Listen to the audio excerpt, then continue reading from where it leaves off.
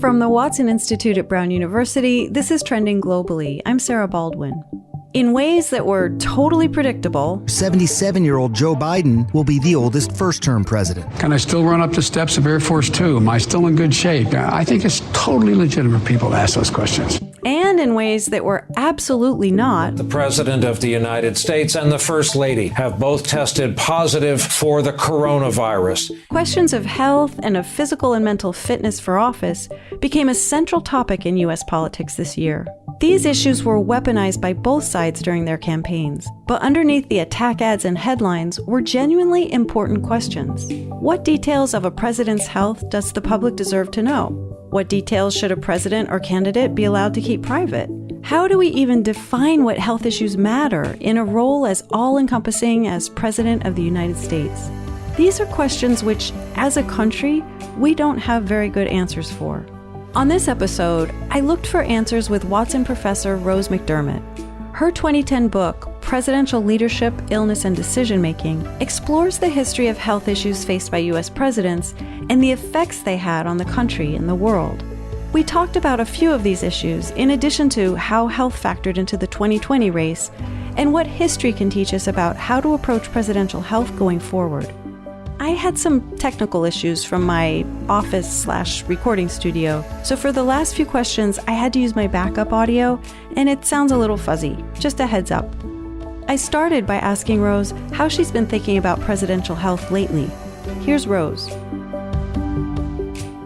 Obviously, it's a really salient issue now because of the COVID pandemic and because of President Trump getting diagnosed with COVID and obviously, recovering and everything. I wrote a piece for Politics and Life Sciences about his treatment, and several members of the board actually resigned, saying that they couldn't believe that I was being such an, advocate or whatever, so partisan, I think was the word. And I was sort of shocked because I started working on this book and working on this issue long before Donald Trump was even a candidate, long before he was president. And there is a long history of other scholars looking at these topics too. And the reason it's important is because, as we all know from our own personal lives, just hold up the mirror of introspection, when you're sick and you don't feel well, for whatever reason, it's very, very hard to make the best decisions about anything, right? About what you're going to eat or what you're going to wear, much less things related to big national policies. And there's all kinds of reasons for that, having to do with energy levels and distraction and so on. But in foreign policy, it's particularly problematic because the president typically has more leeway and license to do what he wants to do without as much congressional constraint as he does in domestic policy. So in domestic policy, Congress has a lot more to say, not just with the power of the purse, but also, with local legislatures and state legislatures, and there's lots of other kinds of constraint. But with foreign policy, usually presidents have a lot more leeway, and so they have a lot more ability to influence larger aspects of policy for longer periods of time just on their own personal proclivities. And so if they're not feeling well, if they are not operating on all cylinders. Or if they're medicated? If they're medicated, for sure. And there's lots of history of leaders being on all kinds of drugs, Kennedy being a classic example of this, but lots of other presidents on lots of other medication that is known to affect cognitive abilities and competencies. And so those kinds of things really can affect how leaders behave and have an impact on larger policy. You brought up John F. Kennedy, and I had no idea how sick John Kennedy was. He had a bad back. He had digestive ailments. He had Addison's disease, maybe. He was taking painkillers, anti-anxiety meds, stimulants, sleeping pills, hormones. And yet, I don't think people think of him as infirm. And so I wonder if that sort of functioning in spite of and not sharing, did that make him deceptive or stoic? I think the answer is both.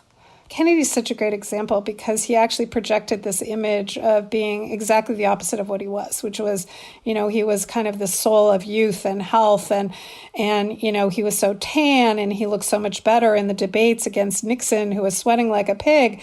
But the tan was actually one of the side effects of Addison's disease, right? And so it actually was an indicator of his underlying lack of health, but it appeared that he was healthy and robust. And when I originally started reading a lot of this stuff, I had the response you had about he was being deceptive and how could he have lied to the public. And by the end, I just ended up having so much admiration for his ability to get out of bed in the morning, because what he was up against physically and medically was just phenomenal. And what he was able to overcome through just kind of like will was really impressive. Are there examples that you can point to of how his condition affected U.S. foreign policy, or did he not let it, as far as you can tell?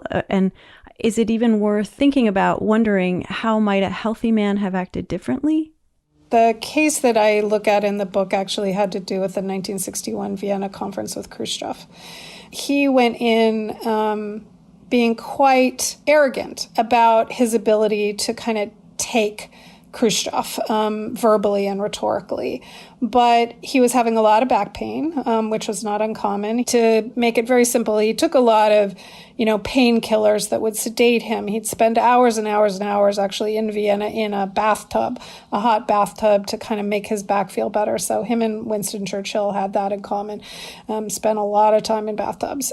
But then, painkillers are quite sedating. So he'd have to go in and meet with Khrushchev, and he'd basically take a lot of speed. He had a doctor, Max Jacobson, who was known as Dr. Feelgood, who would give him these injections of sort of steroids and amphetamines. He, went into those meetings both sedated and hyped up. And Khrushchev made mincemeat of him, really. And two really important things came out of that. The first was that Khrushchev left thinking this guy can be taken. And he starts putting in place the plan to put missiles in Cuba, because he really thinks that this is, a young, untested, really fragile guy who he can take. And that really sets up what becomes, the iconic aspects of his administration, the Cuban Missile Crisis and then the Bay of Pigs. Kennedy comes out of that meeting and he feels chastened. He basically decided he wasn't going to let Khrushchev take him, right? So they both sort of were set up in this particular way where Khrushchev was like, this guy's an easy target. And Kennedy was like, you got me once, you're not going to get me twice. And I think if somebody had been healthier in that situation, they would have been both less vulnerable to second judging their own bad performance, but they also would have come across as less fragile. Yeah, that's such a good point, that it kind of teed up what became one of the almost worst crises of the 20th century. Right. And, I think a lot of people don't necessarily peg the origin of that to the meeting in Vienna in 1961, but I do think that that was the origin of the meeting. And there's a quite interesting series of quotes that Kennedy gives to James Reston, who was the main writer for the New York Times at the time, right when he comes out of those meetings and he's feeling, attacked and everything. And it's the first time you see Kennedy making a statement to the press about the importance of pushing back in Vietnam. And so you also see the origins of the Vietnamese policy. I'm not going to let him take me, right? And of course, the back pain came and went, the drug use came and went. And so, had it happened at a different point in time, it could have turned out differently. So what is the situation regarding the health of the leader in other countries? Well, it's a big deal everywhere, right? And part of the reason it's a big deal is that most leaders are old. And a lot of chronic illnesses are a function of aging, right? So you think about cardiovascular disease, but much more importantly, dementia. It's something that usually happens when people age. And there's an upside of older leaders, which is that there's a lot of experience. There also is a downside, which is that there's a higher risk of all kinds of chronic illnesses. And certainly in totalitarian or authoritarian or autocratic regimes, it can be even more influential because those leaders have fewer constraints. And so their illness can play out on a larger scale with even fewer constraints. Of course, it's going to be more secret in regimes where there's more secrecy writ large. But I think that, to me, the telling part of that story is that kind of information is much more secret, even in democracies, than we're aware. And sometimes we don't know it till years later. I mean, my mother, who's 97, worshipped Roosevelt, grew up with him, never knew until after the war that he was in a wheelchair, right? So she lived through that whole period. And, I've gone through all the archives. There's like thousands and thousands and thousands of pictures of Roosevelt. There's only 12 of him in a wheelchair. People did not know that he really couldn't walk at all. And they would come up with elaborate things of having him lean very heavily on two people with braces so that it looked like he was walking, even though he wasn't, or propping him up against a very, very steady lectern so that he could lean on it.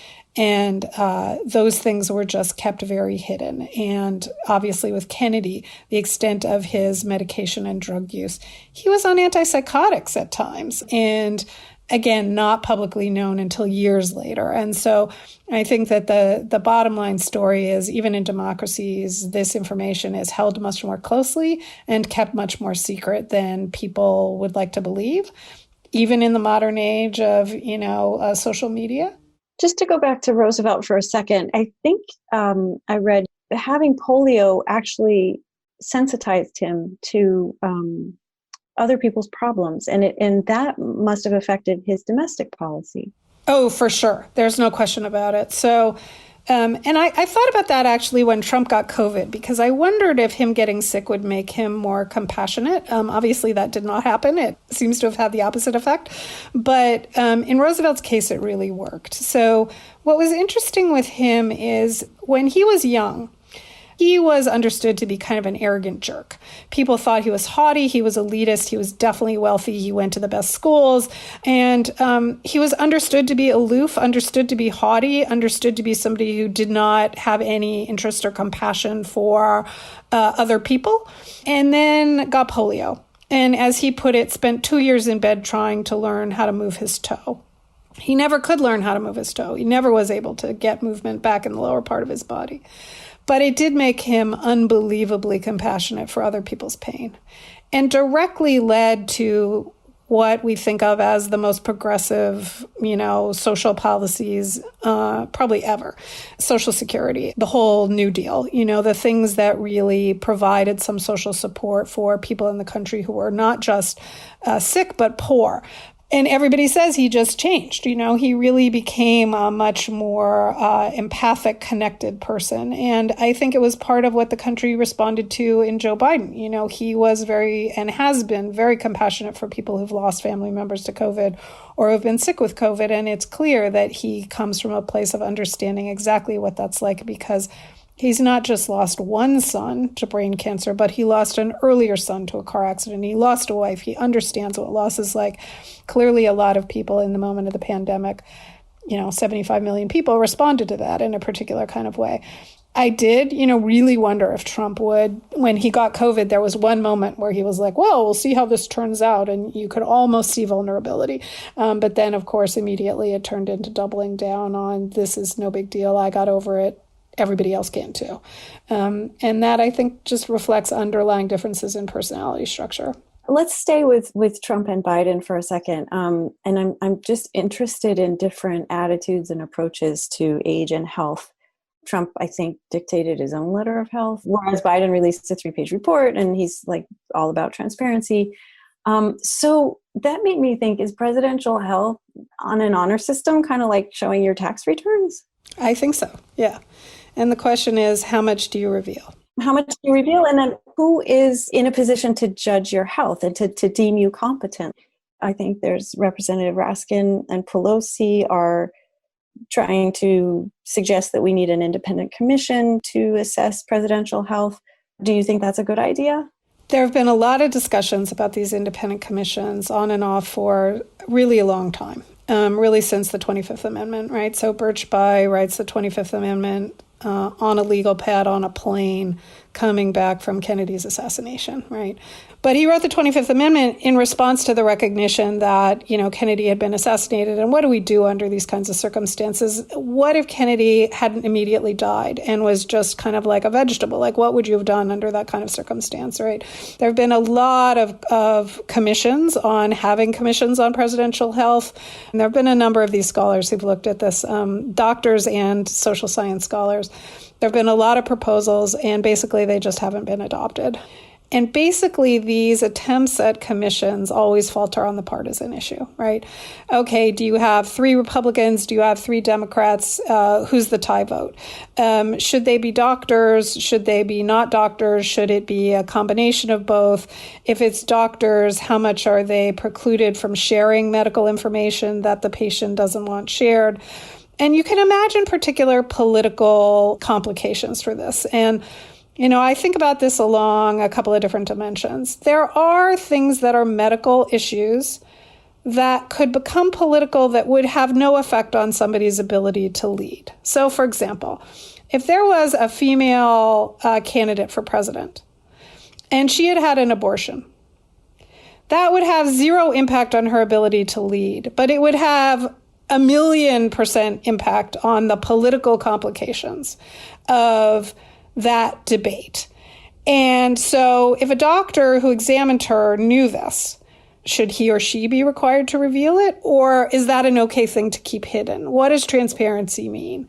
That's slightly different than the tax issue, but how do you decide what needs to be disclosed? And there have been lots of debates and they have not been they've not been resolved. They're complicated and hard. And honestly, I think will take another huge medical disaster like an assassination of President Kennedy to lead to any kind of fundamental change. And I'm not even sure that would do it. In the Constitution, there's a minimum age for becoming president. Do you think there should be a maximum age? There's been a lot of discussion about that. And it has not been obviously put in place. I think partly because when the founders did the Constitution, no one lived to be that old. And so it really wasn't an issue. I think it's a good idea. The question is, what age would you put that at? Do you make it the average life expectancy? So the average male life expectancy in the United States right now is 78. So if you made it at 78, that would mean Joe Biden couldn't be president. It would also mean that Donald Trump's getting pretty close to not being able to be president, right? Certainly wouldn't be able to run again in 2024 if that was put in place. To me, they're both men in their 70s, but I noticed that there must be some psychological dividing line between being under 75 and being over 75, because people talked about Biden and his age, and he's not that much older than Donald Trump. No, he's not that much older, and he's in much better physical shape, right? And so people have a real big difference in terms of individual genetic variability and how old they live to and what kind of shape they're in. There's incredible individual variation in that. And so, how somebody handles age is very variant. And so I think that's what's also hard about putting an age limit on somebody. I agree. And I think age and health get conflated. Well, and age is also a function of race, right? So, white people live longer than minorities, and that's an unfortunate reflection of all kinds of things, including health disparities. But the other thing is longevity is a huge function of education. So people who have a college education live on average 12 years longer than people who don't. That's actually, to me, a public health issue, right, that nobody really talks about. There are individual differences around those kinds of things, but how would you decide that no one can run for president after they're, 75, 80? Women live a lot longer, so would you say women can be president till they're 85, but men can only be president till they're 80? I don't know how you make those kinds of decisions. And basically, people have decided not to decide, to let the voters decide what too old is. And obviously, Trump wanted to make that an issue with Biden, but it was hilarious to me because he was like, he's not that much younger, and he's in way worse physical shape. Does it just come down to transparency? If Americans wanted to elect a 90-year-old, should they be allowed to? Well, that was a lot of the discussion about Roosevelt, right? Like Roosevelt was in very, very, very bad shape when he ran for his 4th term. And in fact, the fact that he had 4 terms and died in his 4th term was a big part of why we got laws that you can only be president for 2 terms. I'm not going to second guess the voters there. They were not wrong. But he didn't last very long. You can say, leave it to the voters. But then what does that mean about the floor, not just the ceiling? Is it okay to change the law so we elect a 20-year-old? Now, obviously, that would require a constitutional amendment, and so that's a different thing. There have been a lot of these age limit proposals put through, and, I support them in general, but I think they're unlikely to go through. The physician of the president, you have noted, is usually his patient is his boss. Right? Because he's usually from the armed services. So Explain why that's problematic. And also, I don't even know, does the president choose his or her own physician? Some of them do, some of them don't. So they have a choice, but oftentimes they take, whoever is assigned within the military forces. They don't have to have a military physician. Clinton didn't have a military physician, but most of them do have a military physician. And the problem is that if you're in the military, the commander-in-chief, who's the president, is your boss. And so you're in his chain of command, which means if he doesn't like what you say, he could fire you. And that means you're less likely to be honest, not just with the public, but with him about what kind of treatment he needs or, what kind of drugs he should take or so on and so forth. You actually saw this with Kennedy, right? Like his physician completely colluded with his original physician, completely colluded with him, Janet Travell. She ended up losing her medical license over her treatment of him because she would inject him in the spine with lidocaine. And the problem is if you hit the wrong place, it can make you paralyzed. And he would insist and she would do it. And, then a military guy came in and basically was like, I'm taking over. You have to start exercising. You have to start doing physical therapy. And he got a lot better. He got a lot stronger. His back improved. Like there was no question that was the right thing to do. Sometimes the military guys can do the right thing. They certainly did in the case of Roosevelt. It was one military doctor taking over for another military doctor who was a hack. The first one was a hack, not the second one. So you don't have to have a military guy. But the problem is that then they may not actually tell you the truth about the right kind of treatment. They'll do what you want rather than what's best for you. And that can compromise things like your ability to survive a really serious illness or injury or other kinds of treatment. I actually don't think it's a good idea for the military to be the physician for the president. I think it should be an independent person of great stature who can basically say, if you tell me to do something I think is medically wrong, I'm going to quit. Like taking a joyride as a COVID-19 patient, riding around in a closed car with other people. Like, I can only imagine that that's because your boss is also your patient and you're afraid to say no.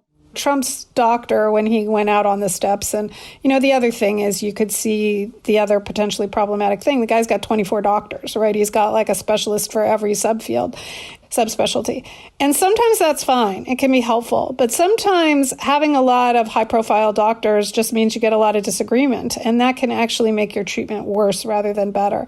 And there is a very well-documented VIP problem where VIPs often die where regular patients would be fine because of these doctors disagreeing with themselves.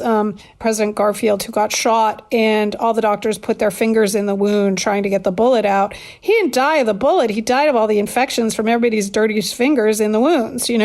That could be a problem. But with Trump's doctor, he won't answer some questions like how much oxygen was he on and for how long and how much and so on. And then he also said things where he later admitted that he had a more positive presentation because he didn't want the president watching on TV to be depressed hearing that the prognosis wasn't so good. That kind of stuff is ridiculous. I mean, it's contrary to what you would expect for good medical treatment of the leader. Forget the information that goes to the public. I think that, a self-confident physician who had a job independent of the military, where it's not just losing your job, but your pension, who's like, yeah, I can go back and be, head of surgery at this big deal hospital. I need this like I need a hole in the head. I'm going to quit unless you do what I want, means that person is much more likely to actually get good medical care. But I think the idea is that you have a military person to keep them quiet, right? That they'll be loyal and they won't reveal any medical information, not just because of the way they're socialized, but also because their job will be on the line in a really different kind of way. Well, it'll be interesting to see who becomes the physician to the president next January. And I hope that we don't get to know him or her. I hope that that's a very low-profile position. I really hope so, too. Thank you so much for coming on today. Thanks for doing this, Sarah. I really appreciate it. This episode was produced by Dan Richards and Alina Coleman. Our theme music is by Henry Bloomfield. I'm Sarah Baldwin. You can subscribe to us on Apple Podcasts, Stitcher, Spotify, Google Play, or wherever you listen to podcasts. And if you like the show, leave us a rating and review on Apple Podcasts. It really helps others find us. For more information about this and other shows, go to watson.brown.edu. Thanks for listening, and tune in 2 weeks for another episode of Trending Globally.